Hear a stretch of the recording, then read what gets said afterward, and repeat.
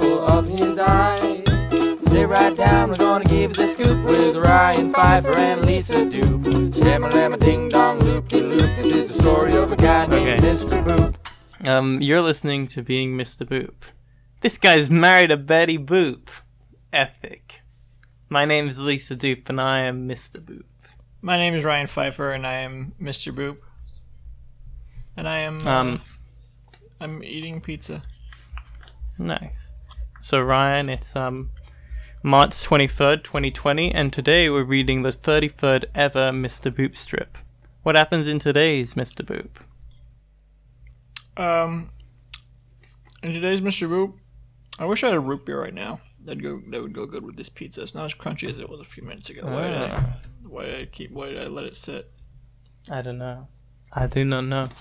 I don't like a crunch in a pizza. I prefer it to be soft. You know? No, like it's...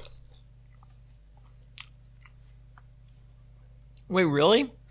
Yeah, too much for me. It's just kind of the condensation kind of made it a little soggy. Normally I wouldn't eat on the podcast, but lately I've been in my efforts to like archive YouTube videos. Mm-hmm. I was looking at some old co-optional podcast. And in that, I wasn't really watching them, but I would see in the beginning of the episodes, they would always get on Dodger's case for eating. Yeah. So in honor of that, I'm gonna be eating. I'm eating right now. That I don't have much to say about any of these strips. That was a great podcast. That was one of my early favorites. You listen to that? I used to listen to it a lot. Yeah, when I was younger. So she did eat a lot on that? I think so. I don't remember. Probably.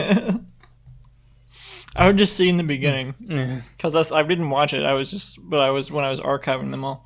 Because they're all unlisted. So the change should have already happened where YouTube made all the old unlisted videos private. It still hasn't happened. Luckily, I saved 2. Only 2? I've saved like over 600. I don't have a lot.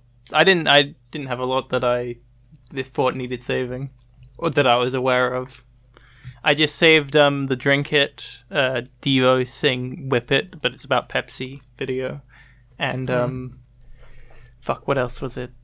I saved every unlisted video I could find, which with Polaris is like every video. Polaris is where the optional podcast was. I went through all of the unlisted videos I have from the Residents official channel, but it seems every one of them was uploaded on January 2nd, 2017, except for one. So I saved that one. I did save a few that were past 2017. Yeah. I feel like I'm just going to save every unlisted video I ever come across now. Okay. Just in case, because those seem the most impermanent. Yeah. Even without this change YouTube is making. Yeah. Well, yeah. Anyway. So we start this week, today's issue, with Alec Robbins'... Shadow Synopsis, by the way. Shadow Synopsis. Garfield voice. That's what it says in what do you call those? Star signs? Asterisks.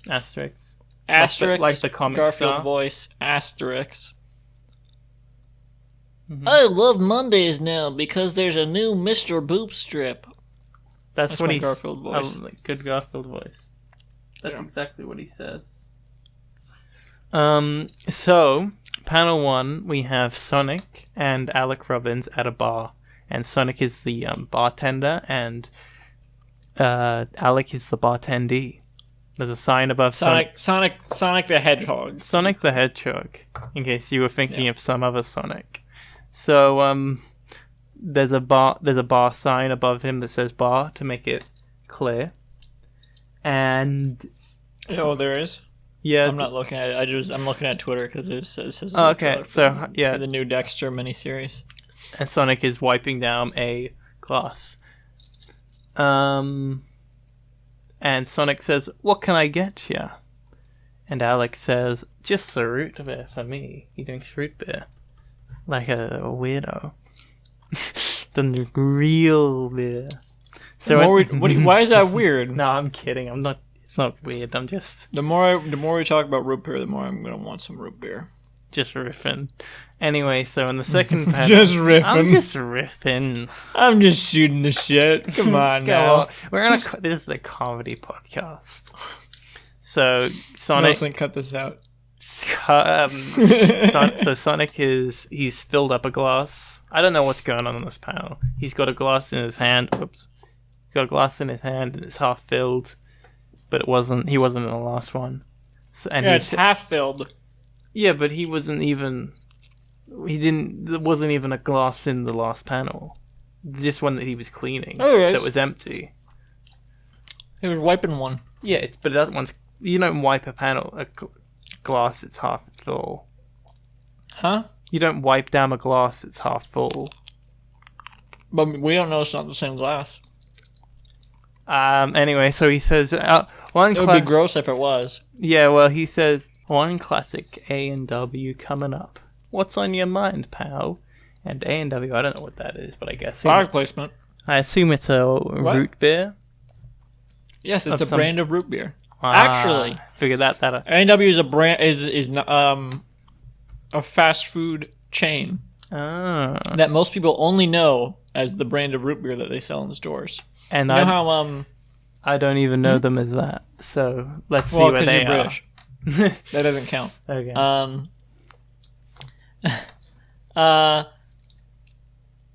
You know how like you can buy like TGI Fridays meatball appetizers frozen in the frozen food section or whatever, or something like that. Yeah. You know, Cracker Barrel mac and cheese. I assume that was what the A&W root beer was. It was because they just have, you know. Yeah. Especially back in the 50s or whatever, they'd be like, come down to the burger shop and get our famous root beer, you know. So that's probably why they probably started selling like their root beer canned in stores. And since they were, you know, that's able to be distributed further than the restaurants are, because that takes more work. So this is just me theorizing. I don't know this for a fact, but I do know that they were a chain restaurant, and I'm pretty sure that was first. It wouldn't make sense if the soda came first. But so they're able to distribute the soda further than the restaurant. Then they're able to like expand the restaurant locations. So then that just becomes what people know. Yeah. Especially because I guess there probably weren't very many other root beer brands. If you think about like other root beer brands in the U.S., there's A&W, Barks. Is that how you say it? BARQ''S, and Mug. Mug, I think, is probably much more recent than those other two. So the only other one that seems about as old as A&W is Barks. The that name of the that probably contributed to its success. That it was there weren't very many competitors. Like the widespread. The godfather of Donald Duck, Karl Barks. Is that the creator of Donald Duck? Yeah, not the creator, but he like invented all the mythology of Donald Duck that people like. The mythology. Everyone's read the Donald Duck comics, right?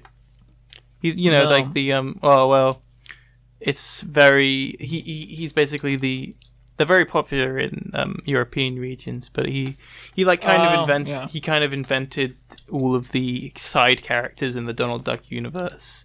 Most like what? Like the stuff that Ducktales is Huey, Dewey, and Louie? Yeah, the stuff Ducktales is like adapted from, and all of that. Duck Dodgers. Duck Dodgers is a Looney Tunes character, but yeah. Oh, sorry, Darkwing Duck. Yeah, Darkwing. I don't know what I meant to say. I don't know if he invented Darkwing Duck. I think Darkwing probably was made not. for I the think cartoon. that wasn't. I'm not sure Darkwing Duck is even a direct spin-off of Ducktales like it is in the original. Yeah. I mean, like it is in the reboot. Because Yeah. like in the reboot, I don't know if they're still making a Darkwing Duck spin-off. Who knows?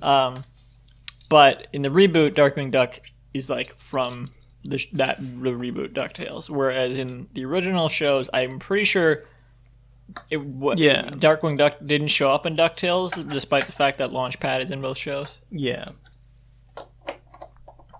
Yeah, I'm pretty sure. I'm not too familiar with any of this really. I just I know who Carl Barks is. Right. Not me too. I just vaguely. And I don't know. I think maybe. I'm not sure if you know more than me. I think we both know different things. Maybe. That's interesting though. Like, because that kind of makes me wish the DuckTales reboot went on a little longer. I never watched that because I wasn't super familiar with the original DuckTales, and I would have wanted to watch that first. But if DuckTales was like took stuff from all those old comics, then that's like a deep well for the reboot to also take from other than just the show. So that would be interesting if they did that. Yeah, I think they took some stuff from it, but not from the comic. Yeah, not a lot though. I don't, but also I'm not. You mean the reboot or the the reboot, original? The original, yeah, the original. Yeah, I didn't even know. Well, the original obviously did, but yeah, but not to a good level. I think it just used the characters, maybe even, but like yeah, I don't know though. So maybe a duck. What are you fidgeting with? Oh, it's hard to explain. It's like a magnet that I'm. A magnet? Yeah, I'm like kind of scraping it against my keyboard. Oh, I could use that to clean my keyboard. Well, it's not. I meant my as in my musical instrument keyboard, not my not my laptop. I mean, you got to clean that too, yeah. Yeah. So anyway, I used to to get sidetracked again. Yeah. Because like keyboards like that are kind of like seem like the same material as dry erase boards in a way. Dry erase boards? I would like use. What's that? Yeah, sort of. It's like that same sort of white plastic. What's that? You don't know what a dry erase board is? They don't have those? I don't think so. I don't. In the UK? Look it up. Look up dry erase board. Dry erase board. Yeah. Oh yeah, of course we have that. Yeah, no, of course we do. I thought you were calling them dry erase board. Like there was no E. I don't know what we call them. Dry erase wood. I think we just call them whiteboards. Oh, that too. Yeah. Well, the keys on an electronic keyboard, yeah, kind of seem like the same material. So I would write on them with dry erase board to like know which keys are which because it's easier to keep track. Yeah, I did that at first. Now it's all up here. Really, same thing. Yeah, it's pretty common, but now it's all up in the here, and I got it. It's common. Yeah, to write it down. Yeah. Like on the keys? Yeah, on the keys with markers and everything. Huh. Yeah. How about that? Pretty sure it's common. They did it at the when I was like a tween, I took piano lessons and I did it then. So, you know. I used to have. Let's slowly go back. Yeah. I used to have these Mickey Mouse. Well, there was this like independent bookstore downtown, and they had some old like magazines and comics. And one of the comics I got was this Mickey Mouse, Goofy and Donald. They go into like a haunted house, and it's like a 3-issue series. I only had the first 2, and I never got that 3rd issue because they didn't have it. Mm-hmm. So I never found out how it ends. But I was really curious, and I never found out. But those are some old Mickey Mouse comics that I read. Yeah. Yeah. And then to take another step back. Yeah. Unless you have something else to say about that. Well, not really. Not really. Not really. I think one thing about that is how I don't think that the Mickey Mouse comics and all of that are as popular here as the Donald Duck stuff is. No, it doesn't sound like it is, yeah. People really love that guy. Well, I mean, are they all super like connected and ongoing, or? It's hard to tell. I've never really read one, but from people who like them, I don't know. They are adventure comics. They're about going on adventures, and not like Right. Yeah. I don't know. I thought the 2 issues I read were neat. Yeah. They're pretty good. Fun stuff. Probably. I also had a lot of old Disney Adventure comics from that comic shop. And some, I think Casper... No, not Casper. Harvey Comics. Some like, I think like a few... I don't know. Harvey Had Comics? like a little box full of stuff like that. The Harvey Street Kids? No, Harvey Comics, Richie Rich, Casper, Little Devil. Remember? No, I'm not familiar with... We talked about this. I mean, I'm not... We talked about this on the podcast. Harvey Comics. I don't know what you're talking about. And then you take another step back. Pretty sure... Oh, it is the same thing as the Harvey Street Kids, though. I think. Oh, is it? Harvey Street Kids is just like a Netflix adaptation, which I think is very good. Yeah, well, but not of it's an active adaptation of the Harvey Girls, which I guess was a spin-off of the Harvey comics for girls. This is not the Hardy Boys? No, Harvey Girls. We're talking HRVEY, right?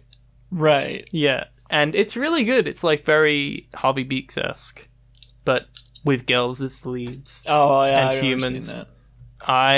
My whole life was dedicated to Harvey Beaks for about a 5-year period. Yeah, I think I remembered you saying this. And then take another step back. I feel like, what was I going to say about Yum Brands and A&W restaurants? My brand. I think A&W Root Beer is owned by PepsiCo. Oh. But the A&W restaurant is not owned by Yum Brands, which is served... I want to Google this, but my hands are covered in pizza. Not to turn this into a mini episode of that show I wanted to do, looking up the histories of brands. A&W is owned by a Great American Brand LLC, which is not anything. A&W Restaurants. Just a dumb brand. Yeah. Dumb brand? Oh, they were previously owned by Yum Brands. That's what it was. They used to be owned by Yum Brands, and then they sold in 2011, which makes sense because they're not a very popular thing. And Yum Brands, they own KFC, Pizza Hut, Taco Bell, which are some pretty big brands. The Habit Burger Grill, I don't know what that is. But Yum Brands is like, I don't know if they're partnered with PepsiCo or if they used to be owned by PepsiCo and that's like how they started or something like that. They're definitely very they're in bed with PepsiCo. And A&W Root Beer. Oh no! This is why it's weird because the A&W was owned by Yum Brands, which is in bed with PepsiCo, but A&W Root Beer is owned by Keurig Dr Pepper, formerly the Dr Pepper Snapple Group. So that's why that's weird. That was the thing I was trying to remember about it. Is Snapple not owned by Dr. Pepper Group anymore? Huh. I don't know. Anyway, that's all I have to say about that. I think. Well, so in panel 3, Alec is holding his little beer. He's happy. We can tell that okay. The beer that Sonic is holding in panel 2 was the A&W. I thought that his dialogue... No, because, I don't know. I mean, you can't... We don't know that for sure. assume anything, but... I mean, sure, but I mean, like, the convention... We also don't know it's we don't know if it's the same Sonic in every panel, either. We don't know that it's A&W, because he could just be saying that, like, as a catch... Like, calling tissues Kleenex, It could be saying it like that. We don't know if these lines were designed to create images or if it just happened accidentally. If he just sprayed them on the page and created something. So anyway, Alex says he's holding his root beer now. Maybe if it even is his root beer. He says, "I was having performance issues in bed, but it's fine now." Also, Bugs Bunny. He's holding a mug that's very similar to the one Sonic was holding in panel 2. Yeah. I shouldn't have talked over you. Say it again. He says, "I was having performance issues in bed, but it's fine now. Also, Bugs Bunny tried to kill me, and now he works for Amazon." That's a great panel. It's great. That's a great panel. Put it on a t-shirt. Yeah. So Sonic in panel 4, he's like all concerned looking, and it's a very goofy face. And he says, holy shit. It's a very off-model Sonic. Yeah, very off-model and very goofy. And he thinks to himself, "That's nuts!" With an exclamation Electro mark. point. Electro point. Yeah. Fucking... Don't you... We forgot the Electro Heart after Pal in panel 2 and Electro Heart after Ya in panel 1. Yeah. I love Alex pose sitting at the bar in panel 1. Yeah, that's really good. It's very He looks like a little Cubism. doll propped up. Yeah. Hey, Sonic the Hedgehog is in this comic now. Oh yeah. So with you've been that? listening to Being Mr. Boop. I can remember. You can visit the show's website at www.beingmrboop.com for our full catalog of episodes to sign up to host the podcast. For more Sign in. Sign Put up. in your username. You have to sign in. Bank details. Send us your parents' credit card information. Mm-hmm. Mr. Boop needs your help. Mr. Boop requires help. Is the spreadsheet Mr. Boop automated yet? No. Oh, okay, I was just wondering. So anyway, for more updates, you can follow at Mr. Boop Pod on Twitter.